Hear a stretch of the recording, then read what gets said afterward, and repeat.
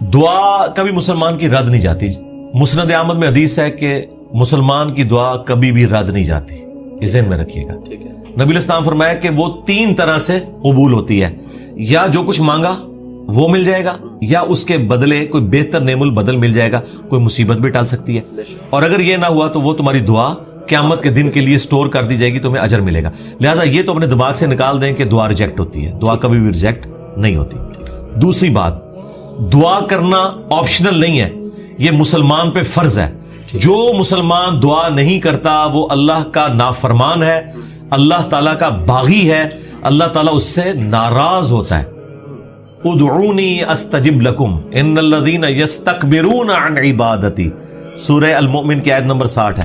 اے میرے بندو مجھ سے مانگو, جو لوگ مجھ سے دعا کرنے میں تکبر کرتے ہیں میں انہیں ذلیل و خوار کر کے جہنم میں داخل کروں گا. دنیا کے بادشاہ تو مانگنے پر ناراض ہوتے ہیں, اور ہم اس بادشاہ کی عبادت کرتے ہیں کہ جس سے نہ مانگا جائے تو وہ ناراض ہوتا ہے. یہ ضروری ہے.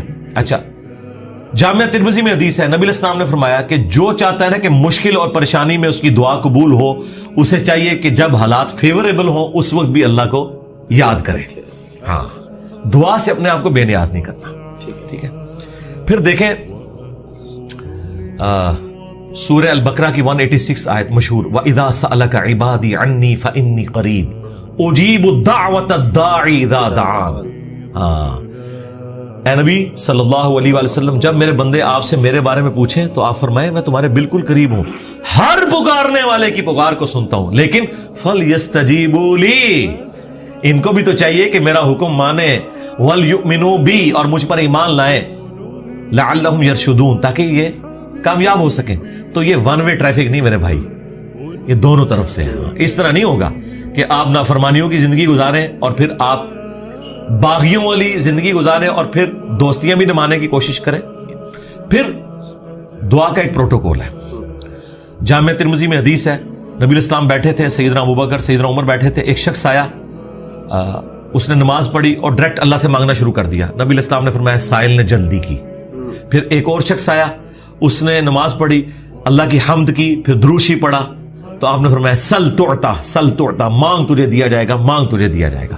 اور دوسرے بندے کو آپ نے بلا کے کہا کہ جب دعا کرو پہلے اللہ کی حمد کرو, پھر دروشی پڑھو, پھر اللہ سے مانگو.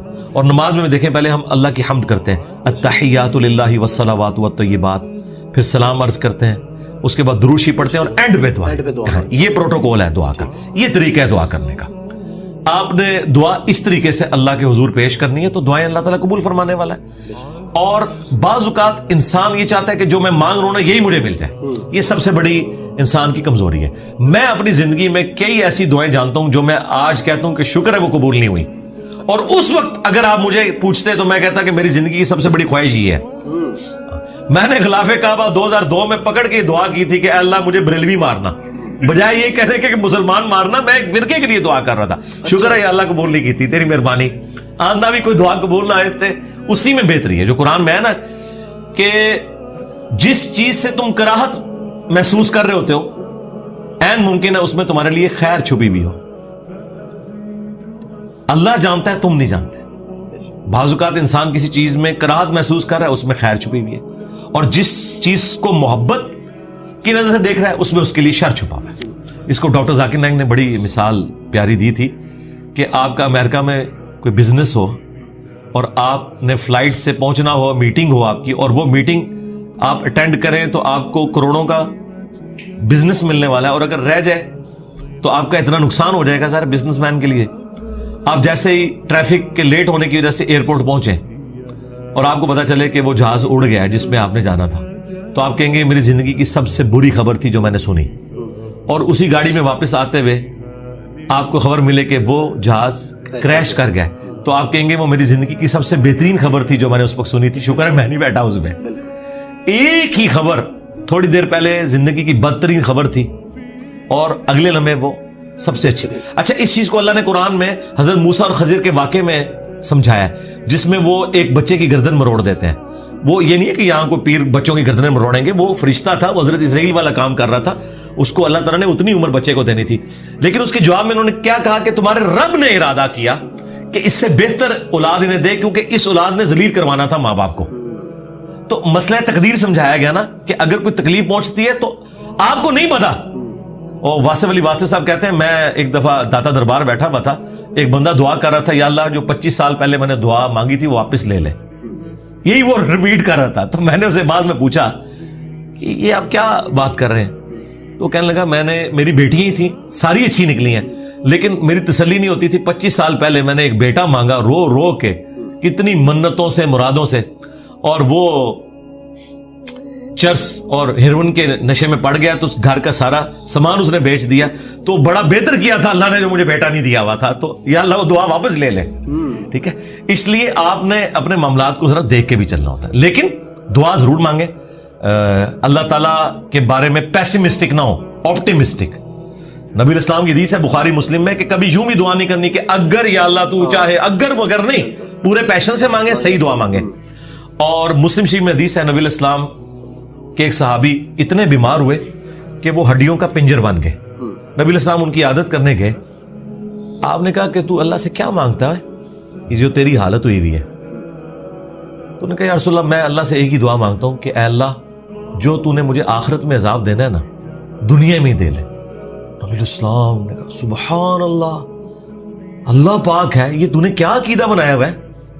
یعنی حضور جب حیران ہوتے تھے نا تو یعنی غلطیوں سے پاک تو اللہ ہی ہے, یہ کہتے تھے. وہ تیرے اندر سکت ہے کہ تو دنیا میں بھی اللہ کا عذاب برداشت کر سکے, اور تجھے تو چاہیے تھا تو کہتا اللہم ربنا آتنا فی الدنیا حسنہ وفی الآخرۃ حسنۃ وقنا عذاب النار. اے اللہ مجھے دنیا میں بھی بھلائیاں عطا فرما, آخرت میں بھی بھلائیاں عطا فرما, اور آخرت کی سب سے بڑی بھلائی مجھے دے وقنا عذاب النار, جہنم کی آگ سے بچا لے. تو نبی الاسلام نے کہا یہ پڑھ. اس نے پڑھنا شروع کیا. صحابہ کرام کہتے ہیں کچھ دنوں بعد وہ ایسے ہو گیا جیسے مردہ زندہ ہو جاتا ہے, بالکل ٹھیک ہو گیا. ٹھیک ہے, تو اندازہ کریں کہ بعض اوقات ہماری اپنی مس ہینڈلنگ ہوتی ہے.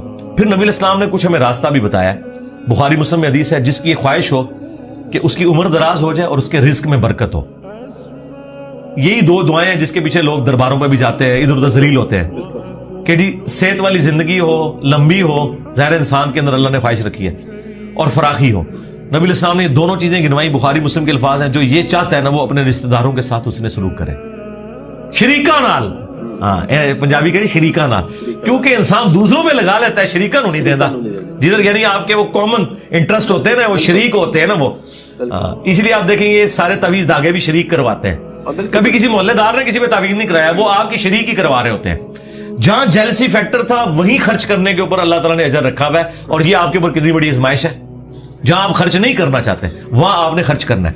اب جو آپ نے وسیلہ اور توسل کی بات کی وہ صحیح بخاری میں حدیث ہے 1010 نمبر حدیث 1010 کہ حضرت عمر فاروق رضی اللہ تعالیٰ عنہ کے دور میں جب قحط پڑ جاتا تو وہ دعا کرتے اللہم, اللہ تعالیٰ کو مخاطب کر کے کہ اے اللہ انا کننا نتوسل الیک بنبینا, پہلے ہم تیرے نبی سے دعائیں کروایا کرتے تھے, اب ان کی وفات کے بعد ان کے چچا کو لے کے آئے, ان کی دعا کی برکت سے بارش نازل فرما, اور وہ بارش نازل ہو جاتی. یہ حضرت عمر نے امت کو عقیدہ دیا ہے کہ توسل اور وسیلہ یہ نہیں ہے کہ کسی کے واسطے آپ نے ڈالنے ہیں اللہ کو, بلکہ یہ ہے کہ اس نیک بندے سے جا کے دعا کروانی ہے. بخاری مسلم میں ہے کہ بارش نہیں ہوتی تھی, صحابہ کرام نبی الاسلام سے دعا کرواتے تھے, دعا کی برکت سے بارش ہو جاتی تھی. اب قبر رسول پہ جا کے آپ نے نبی الاسلام سے کوئی نہیں مانگنا. ہاں وہ دعاؤں کی قبولیت کی جگہ ہے, وہاں کھڑے ہوں صلاۃ والسلام عرض کریں.